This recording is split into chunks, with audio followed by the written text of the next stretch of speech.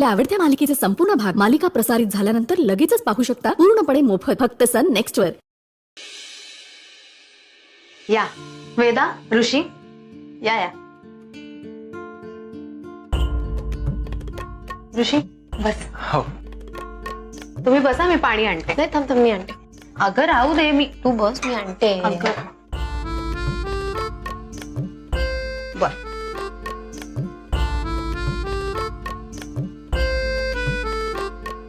काय मग वेदा, ऋषीसाठी काय करायचं? चहा कॉफी काय आवडतं त्याला? त्यालाच विचार, मला नाही माहित। अगं बरं ऋषी, तूच सांग तुला काय आवडतं ते। तिला तर माहितच नाही तुला काय आवडतं।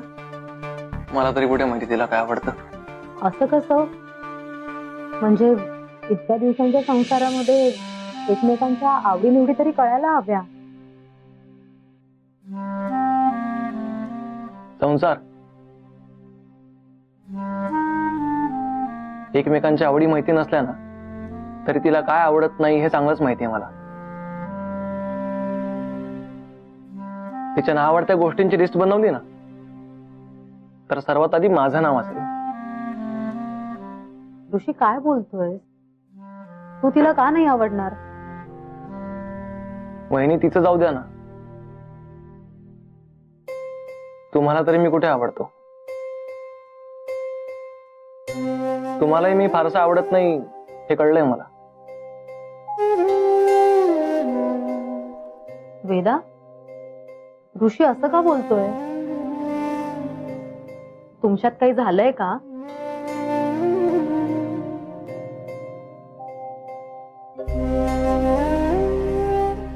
अगं बोल ना काहीतरी।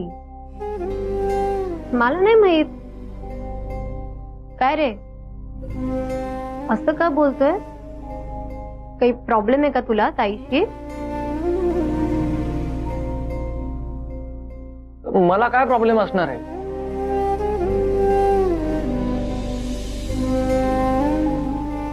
उलट त्यांनाच काहीतरी प्रॉब्लेम असावा माझ्याशी। ऋषी मला काहीच कळत नाहीये, म्हणजे मला का प्रॉब्लेम असेल तुझा?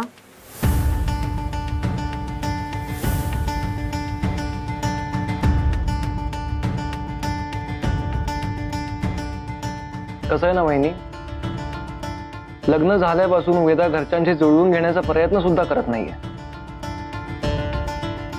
मी माझ्या बाजूने पूर्ण प्रयत्न करतोय, तिला फुल सपोर्ट करतोय मी। अहो पण ती माझ्याशी सुद्धा जुळवून घेत नाही तर। त्यामुळे आम्हाला एकमेकांच्या आवडीनिवडी माहिती नाहीयेत ना, त्याला वेदा जबाबदार आहे। चूक तिची आहे।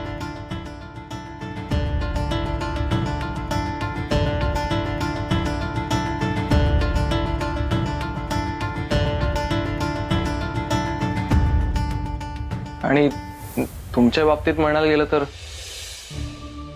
तुम्हाला माझी कुठली गोष्ट नाही आवडली मला माहिती नाही, पण वेदाचं लग्न उगाच माझ्याशी लावून दिलंय असं तुम्हाला वाटतंय ना, ते कळलंय मला।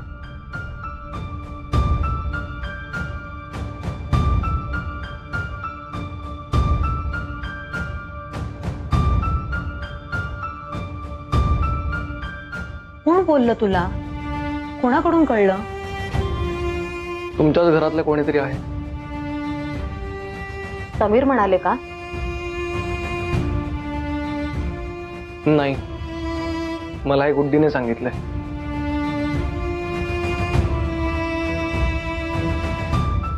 गुड्डीने? तिने सांगितलं असं?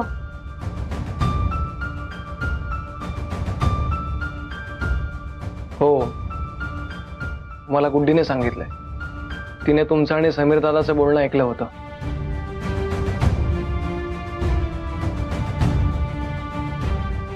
हे बघ ऋषी, तिने सांगितलेला एकही शब्द खरा नाहीये। प्लीज माझ्यावर विश्वास ठेव।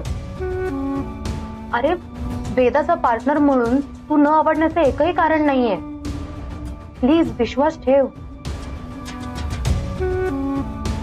वहिनी, अहो माझा तुमच्या बोलण्यावर आणि वेदावर कायमच विश्वास होता आणि असणार आहे।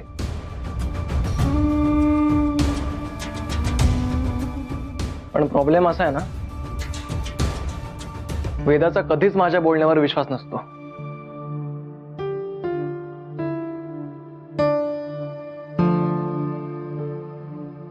काय ग, काय बोलतोय हा? अगं ताई, हा स्वतःच्याच बाजूने बोलणार. मला नाही वाटत माझ्या वागण्यात काही प्रॉब्लेम आहे, आणि कोणाला तो वाटत असेल तरी मला त्याला तो क्लॅरिफाय करायचा नाहीये. वेदा, आवाज वाढवू नकोस. हे बघ, तुझ्या मनात जे चाललंय ते शांतपणे बोल.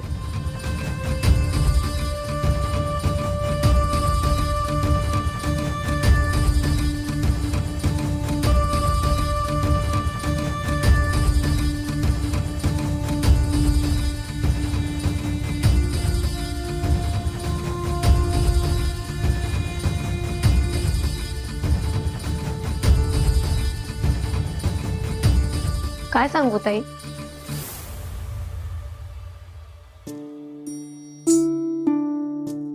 माझं लग्न झाल्यावर काहीच दिवसात मला कळलं की माझा नवरा मला वैतागलाय. मी कशी वाईट आहे, त्याला कशी छळते, त्याच्या सगळ्या इच्छा मी कशा मारून टाकते हे तो त्याच्या एक्स गर्लफ्रेंडला पत्र लिहून कळवतो. वेदा, अगं काय बोलतेस तू? ऋषी, हे सगळं खरंय? कुठला माणूस असे स्वतःचे गुन्हे स्वतः कबूल करेल? मागे एकदा याच्या ऑफिसमध्ये पार्टीला गेले होते मी, तेव्हा याच्या डेस्कवर एका वेगळ्याच मुलीचे फोन येत होते, आणि ती त्याच्याशी इतक्या वाईट भाषेत फ्लर्ट करत होती ना, मला सांगायलाही लाज वाटते ताई. आणि इतकं सगळं होऊन सुद्धा हा आपल्यालाच बोलतोय. अगं मग तू हे सगळं आधी का नाही सांगितलंस मला? कसं सांगू ताई? या ऋषीच्याच सततच्या कंप्लेंट्स असतात ना, वेदा माझ्या फॅमिलीत ऍडजस्टच होत नाही म्हणून. वेदा, एक मिनिट. हे बघ, मी कंप्लेंट करत नसतो. अगं तू त्यांच्यामध्ये मिक्स होतच नाहीस, म्हणून मला तुझी काळजी वाटते, आणि मी त्याच काळजीने बोलतो तर तुला ती कंप्लेंट वाटते. आणि वहिनी, राहिला प्रश्न त्या लेटरचा, तर हो, मी ते लेटर लिहिलं होतं, पण मी माझ्या बायकोसाठी म्हणजे वेदासाठी लिहिलं होतं. आणि माझं वेदावरती किती प्रेम आहे मी फक्त एवढं व्यक्त केलं होतं. पण काय माहिती, कोणीतरी ते लेटर चेंज केलं. इनफॅक्ट त्या लेटर मधली हँडरायटिंग सुद्धा माझी नाहीये. आणि हीच गोष्ट मी वेदाला जीव तोडून सांगतोय, पण ती माझं ऐकतच नाहीये. तिचा माझ्यावर विश्वास नाहीच आहे. आणि मी ते लेटर पिऊनकडे दिलं होतं पोस्ट करण्यासाठी, आणि होऊ शकतं ना असं की कोणीतरी बघितलं मला ते लेटर देताना आणि मस्करी म्हणून चेंज केलं असेल.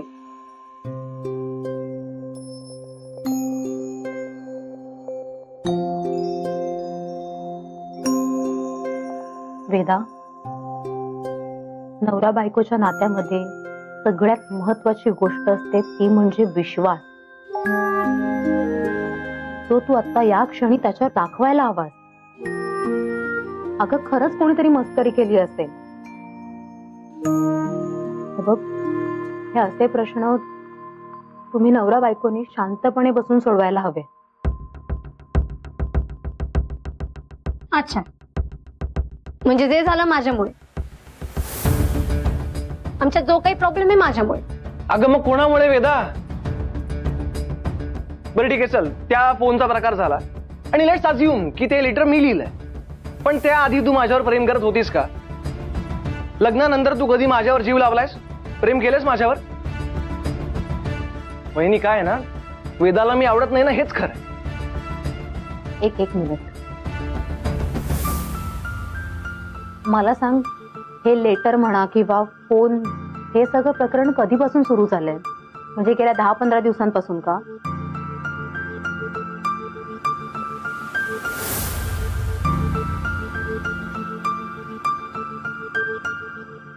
आता माझ्या लक्षात येत आहे.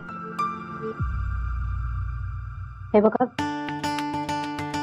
तुम्ही दोघांनी आता या क्षणी एकमेकांवर विश्वास ठेवा प्लीज. वहिनी, मी हीच गोष्ट तिला सांगतोय, पण ती समजून घेतच नाहीये. तिचा विश्वास नाहीच आहे माझ्यावर.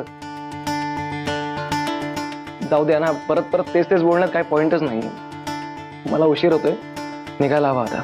ऋषी, एक काम कर, तू जा पुढे, वेदा येईल नंतर. बरं ठीक आहे.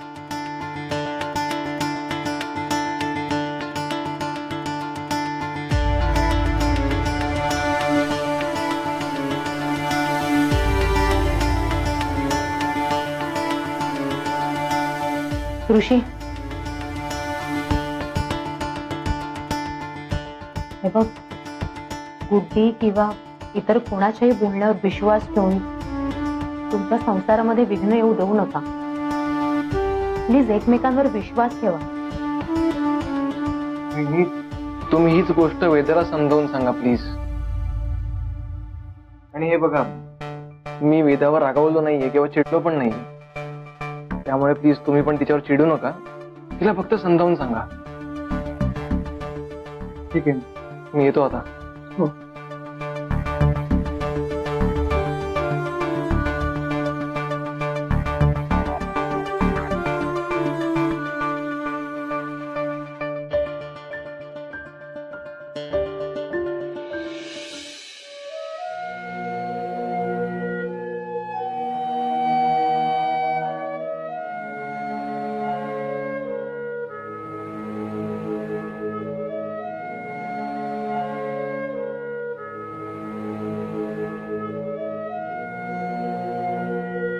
मुक्ता,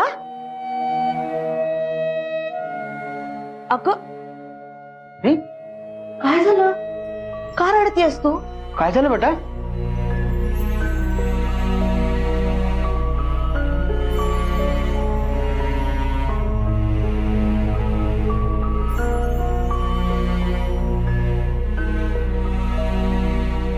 संकेत, तू घरातच आहेस? ते घरीच होते.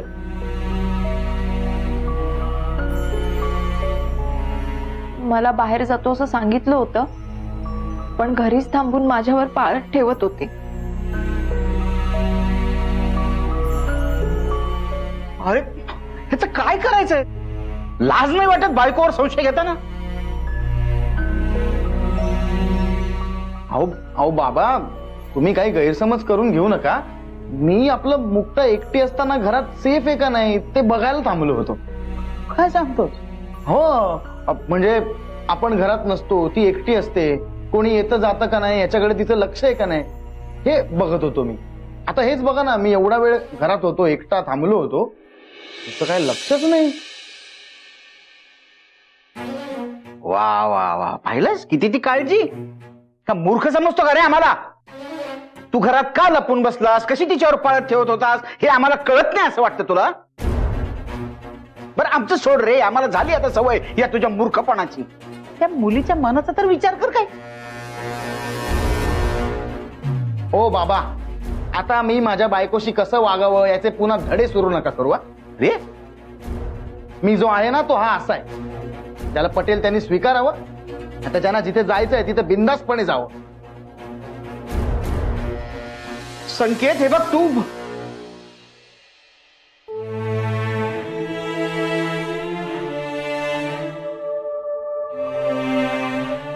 मुक्ता, काय बोलू तिला तरी? वेदा, तुला काही कळतं की नाही? हा, ऋषी सारख्या मुलासोबत कोणतीही मुलगी खुश राहील तर तुला काय प्रॉब्लेम आहे? तुला नाही माहिती का तो कसा आहे? नॉर्मली वाटतं तो खूप गोड, पण कधी त्याच्याशी भांडलीस ना किंवा वेगळ्या सुरात बोललीस ना की तुला कळेल खरा ऋषी कसा आहे. मला वाटतंय हे सगळं गुड्डीने मुद्दामूनच केलं असणार.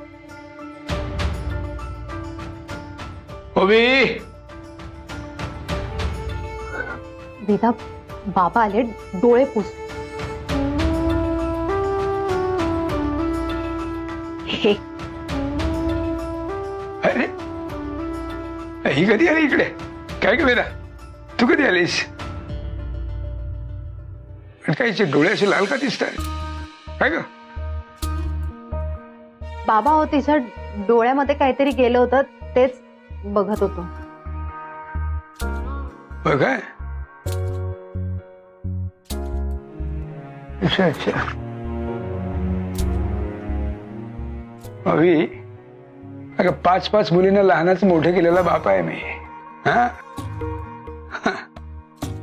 सगळं कळतं मला. काय झालंय का? हा बाबा हो, दुसरं काय होणार आता. लग्न होऊन सासरी गेल्यानंतर माहेरची आठवण येणारच ना. ती तुमच्या आणि आपल्या घरच्या आठवणीमध्ये रडत होती. हा. नाही, प्रत्येक आई वडिलांची अगदी मनापासून इच्छा असते की आपल्या मुलीला असा जोडीदार मिळावा की तिला माहेरच्या माणसांची आठवणच येऊ नये कधी. एवढं सुख द्यावं त्यानं, है ना?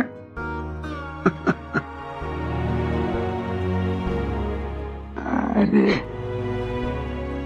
बाबा, हा. नवरा सगळी सुख देऊ शकतो, पण माहेर नाही देऊ शकत. खरंय ग, खरंय.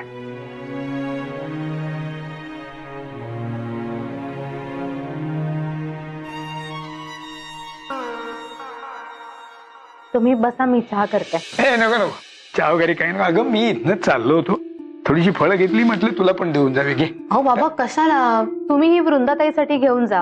आणि तसंही समीर रोज काही ना काहीतरी आणत असतात. राणा पण आणत असेलच की वृंदाताईसाठी. अगं नाही ग, राणाचं काही खरं नाही सध्या. सध्या खूप गडबडीत आहे तो. हो, मध्ये मला म्हणत होता ऋषीरावांच्या फॅक्टरीमध्ये काही काम मिळते का ते बघतो म्हणून. पण आता त्यांच्यासोबत बोलायचं कसं हा प्रश्न पडलाय त्याला. मी बोलते ऋषीशी. नका काळजी करू तुम्ही.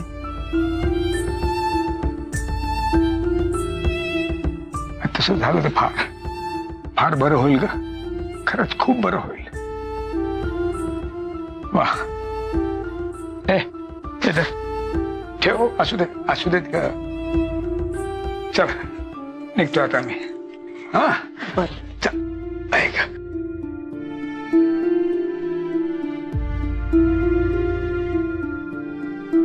पण एक गोष्ट खूप आवडली बरं का मला. जी वेदा आपल्या वृंदाताई बरोबर कचा भांडायची, तीच आज तिच्या बहिणीच्या मदतीसाठी धावून जाते. याचा अर्थ तिच्या मनात बहिणीविषयी माया आहे आणि जोडीदाराबद्दल विश्वास सुद्धा, की तो तिच्या बहिणीच्या मदतीला धावून जाईल. अगं विश्वासाचं दुसरं नावच प्रेम असतं, नाही?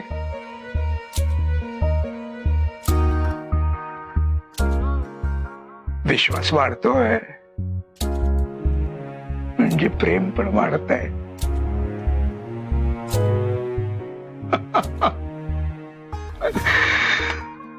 बरं वाटलं मला, खूप बरं वाटलं. चल आलो निघतो मी आता.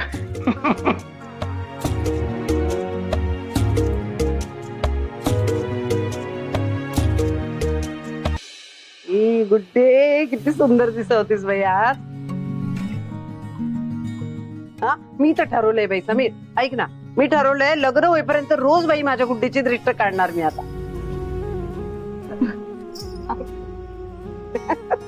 आणि ऐक, माझ्या पोरीचं लग्न थाटामाटात झालं पाहिजे बाई. आता जेवणाचे कोण स्वयंपाकवाले चांगले बघा, नीट बघ एकदम. आई तू काही काळजी करू नको, सगळं व्यवस्थित होईल.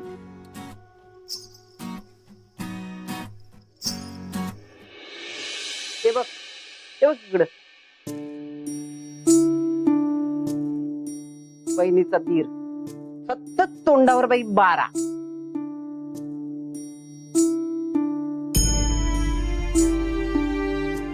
आमचं काय चाललंय, तुझं काय चाललंय, कसला एवढा विचार करतो रे?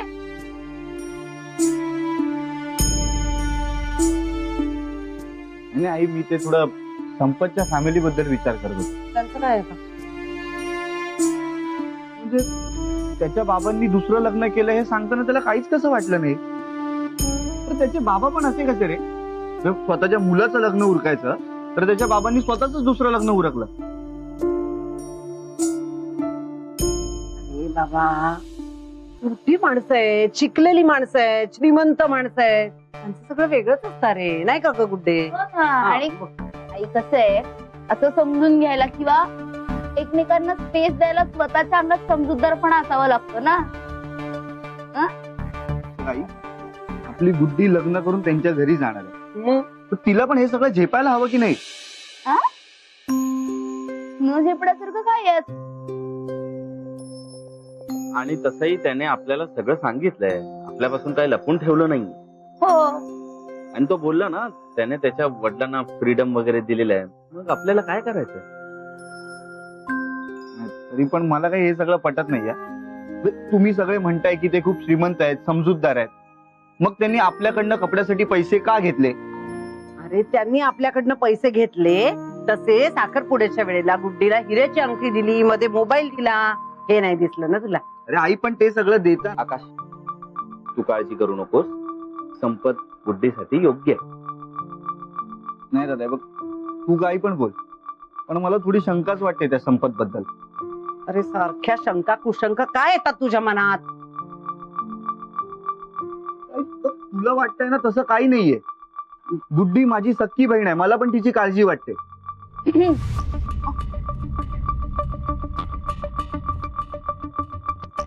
दादा बघ, या जगामध्ये बिझनेस फ्रॉड करणारी लोक काय कमी आहेत का?